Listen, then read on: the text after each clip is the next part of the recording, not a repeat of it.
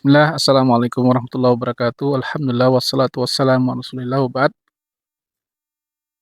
Siapa di sini yang seneng banget nonton konten-konten mukbang, Pak?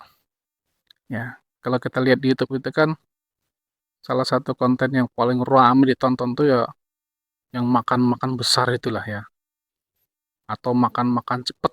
Nah, padahal sebenarnya ya kita patut merasa kasihan juga ya sama konten kreatornya ya, ketika dia harus makan misalnya 40 bungkus sari mie ya, atau makan nasi goreng eh, 20 piring dan seterusnya.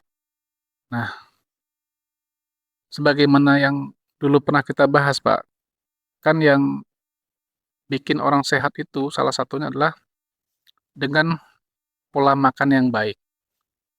Nah, pola makan masyarakat kita ini ya sebenarnya kan masih banyak yang kurang baik gitu loh. Baik dari apa yang mereka makan ya, atau cara makannya atau yang lainnya. Nah, di sini coba saya bahas sedikit Pak ya tentang gimana sih cara makan yang baik, benar, dan bermanfaat. Yang makan tuh akan menghasilkan kesehatan, bukan malah bikin kita sakit. Khonafidasadakumullah. Jadi, kalau waktu pagi itu, Pak, nah, ini banyak para para terapis ya, dan juga nggak sedikit dokter yang mengatakan makan pagi itu kan sebenarnya eh, tidak terlalu dianjurkan untuk yang berat-berat itu ya. Walaupun ada juga nanti yang mungkin punya pendapat lain ya. Tapi saya pribadi beberapa tahun ini mencoba untuk ya pagi itu tidak terlalu banyak diisi karbo.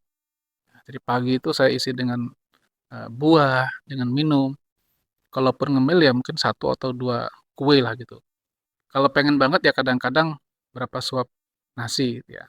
Karena pagi ini kan sebenarnya waktu yang paling efektif untuk bersih-bersih badan.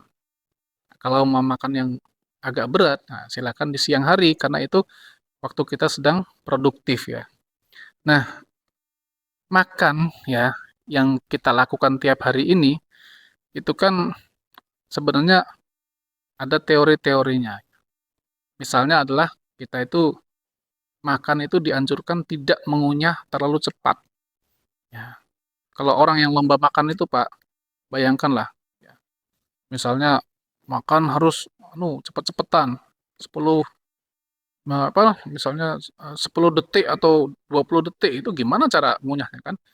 Nah, makan itu kan dianjurkan kita mengunyah paling tidak minimal 20 kali atau 30 kali ya. Manfaatnya apa? Manfaatnya itu adalah pertama ya, makanan yang dikunyah lebih halus itu akan mempermudah bagi lambung dan usus untuk memecah makanan itu dan menyerap nutrisi secara maksimal ke dalam tubuh kita. Mengunyah makanan dengan baik juga memberikan waktu bagi otak untuk menerima sinyal kenyang ya bagi tubuh kita. Nah, karena lambung ya itu dia akan bekerja lebih mudah. Makanya kalau orang yang makannya ngunyahnya terlalu cepat, itu dia tidak akan mendapatkan sinyal kenyang lebih cepat. Artinya maksudnya dia cepat sekali merasa lapar, kayak nggak selesai-selesai gitu loh, nggak kenyang-kenyang. Ya. Kemudian ya manfaatnya mengunyah itu adalah kesehatan pencernaan, ya, mengurangi risiko daripada kembung, mual, sembelit Pak, ya, susah BAB, ya. Karena kalau makannya kita ngunyahnya terlalu cepat membuat lambung ini bekerja terlalu keras ya. Mengunyah lebih lama juga membuat kesehatan bagi mulut dan gigi ya. Karena produksi air liur itu menjadi meningkat, ya. Membantu menetralkan asam ya, membantu gigi ya, dari plak-plak yang ada. Dan yang paling penting mungkin, nah, mengunyah lebih lama itu bisa mengontrol berat badan kita. Jadi tidak terlalu cepat berat badan kita menjadi naik ya. Kemudian, nah, ketika kita makan, orang Indonesia ini biasanya habis makan itu langsung minum, atau bahkan kadang-kadang minumnya di tengah-tengah makan karena keselak atau apa gitu. Padahal ini oleh para dokter dikatakan tidak terlalu baik ya, ya nggak terlalu dianjurkan ya. Justru yang benar adalah kalau bisa kita menjarakkan antara minum dan makan tuh sekitar 15 sampai 30 menit. Nah, dan ini dulu disebutkan juga oleh Ibnu Qayyim al-Jauziyah rahimahullah ya, yang hidup di abad 8 ya, sekitar 500 tahun sebelum kita, dalam buku beliau Tibbun Nabawi ya. Apa manfaatnya menjarakkan minum ya setelah makan? Satu, menjaga keasaman lambung ya. Kemudian menyerap nutrisi lebih lama dalam tubuh, mengurangi perut kembung ya, dan mules ya. Mencegah daripada sembelit. Nah, ini Masya Allah kan Pak ya. Jadi kalau kita menjarakkan minum daripada makan itu, insya Allah badan kita lebih sehat. Ya, saya sering ditanya, kalau keselak gimana? Kalau keselak ya sabar aja gitu loh. Tarik napas pelan, itu nanti insya Allah normal sendiri. Ya, semuanya tergantung daripada pembiasaan kita. Jadi, kalau kita belum terbiasa memang agak susah. Tapi kalau sudah terbiasa Pak, insya Allah lebih enak. Ya, saya misalnya Pak ya, kalau makan sore itu, saya makan sore kan berusaha sebelum maghrib. Misalnya makan jam 6 kurang seperempat. Nah, azan jam 6. Tuh. Itu saya terus sholat ke masjid, sholat sunnah, pulang, nah, baru saya minum. Itu membuat kita tuh lebih lebih nikmat bahkan minumnya, lebih seger gitu loh, daripada kalau kita minum langsung setelah makan. Nah, kemudian selanjutnya, nah orang-orang Indonesia ini, orang kita ini senengnya kalau habis makan nasi, makan berat tuh langsung makan buah. Alasannya apa? Sebagai pencuci mulut. Nah, padahal ini juga kurang baik ya, dalam penelitian ya, oleh para dokter dikatakan seperti itu. Kenapa? Ya, tidak baik makan buah langsung ya setelah makan berat, makan nasi. Ya. Karena ya kalau kita langsung makan buah setelah itu ya, membuat penyerapan nutrisi dari makan tadi tidak maksimal ya. Kemudian dengan apa langsung makan buah itu ya membuat berat badan kita tuh lebih cepat naik gitu loh. Dan makan buah itu ya adalah yang paling ideal adalah ketika kita dalam keadaan perut kosong.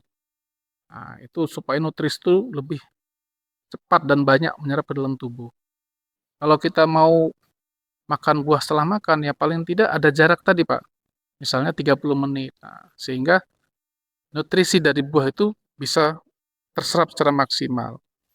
Bahkan di Halodoc itu, saya baca itu ada apa penyebutan bahwasanya ketika orang menjarakkan makan buah dari makan berat itu, ya bisa mencegah diabetes, mencegah stroke, ya, mencegah penyakit jantung, nah, dan bisa memudahkan orang menurunkan berat badan. Masya Allah, Pak. Ya.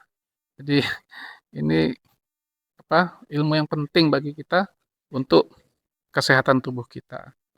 Selanjutnya orang-orang Indonesia, nah ini hobi yang umum, itu biasanya merokok setelah makan. Umum sekali ini Pak. Ya, padahal ini sangat berbahaya. Kenapa berbahaya? Merokok setelah makan itu ya akan membuat terserapnya racun itu lebih cepat ke dalam tubuh kita. Karena ketika makan itu sistem pencernaan kita ya sangat aktif sekali ya, sehingga darah mengikat nutrisi yang masuk ke dalam tubuh kita tadi pas makan tadi. Yang kedua, berisiko penyakit kanker lebih tinggi, ya, termasuk kanker usus, lambung, dan paru-paru, ya kan? Ini kan bahaya sekali itu. Gangguan pencernaan dan MAH, karena nikotin itu akan melemaskan katup antara kerongkongan dan lambung, sehingga memicu asam lambung atau GERD, ya, lebih cepat. Kemudian merokok setelah makan, membuat kesehatan jantung sangat terganggu. Ini bisa berpotensi stroke, Pak, berbahaya sekali. Menghambat penyerapan nutrisi, ya. Kemudian memicu terjadinya obesitas. Nah, ini kan bahaya sekali. Nah, ini mungkin tips-tips sederhana dari saya, walaupun mungkin sebagian sudah ada yang tahu ya. Paling tidak ya, mari kita belajar untuk mengendalikan ini ya. Kita belajar untuk makan itu bagaimana menjadi sebuah kunci kesehatan bagi kita. Dan yang terakhir, jangan lupa baca doa setelah makan. Nanti riwayatnya banyak, Pak, tapi salah satu riwayat yang paling masyhur ya, yang ada fadilah besar yaitu kata Nabi SAW, barang siapa yang membaca doa setelah makan, alhamdulillahilladzi at'amani hadza wa razaqanihi min ghairi haulin minni wala quwwatin. Ya, segala puji bagi Allah yang telah memberikan aku makanan ini dan memberikan aku rezeki ya, tanpa aku harus susah payah ya, dan aku juga tidak mengeluarkan tenaga yang banyak. Kalau kita membaca doa ini, kata Nabi SAW, "Ghufira lahu ma taqaddama min dzambi." Diampunlah dosanya yang telah lalu. Hadis riwayat Imam Tirmidzi dihasankan Syekh Albani rahimahullah. Masya Allah, Pak, ya, dengan makan saja ternyata kita bisa diampuni dosa-dosa kita. Mudah-mudahan hasil bermanfaat. Ya, kalau mau tambah-tambah komen, silakan tulis di kolom bawah. Insya Allah kami siap untuk membalasnya. Barakallahu fikum. Assalamualaikum warahmatullahi wabarakatuh.